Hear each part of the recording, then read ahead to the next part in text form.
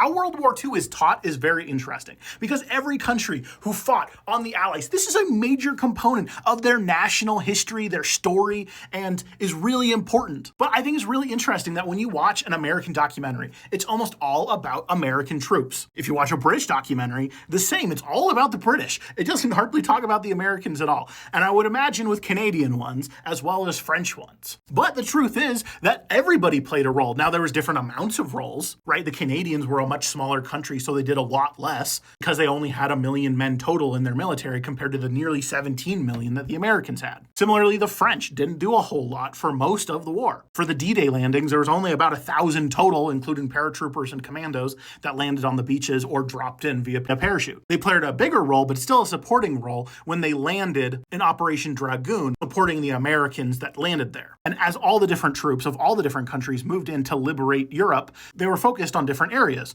Like the Canadians went mostly up here through the coast, the British right below them, the Americans taking this large section over here, and the French supporting the 7th. Now, all the Allies played important roles. The British would not have been able to win the war without the Americans. Churchill said that. Stalin said the Soviets wouldn't have been able to win the war without the Americans. But the British also played their part. The Canadians played their part. The French played their part. The British were able to hold out for years before the Americans got involved. All the troops involved in the war on the Allied side were heroes and deserve to be treated as such. Check out my video about the Alamo. It's a full-length video. I toured the whole thing.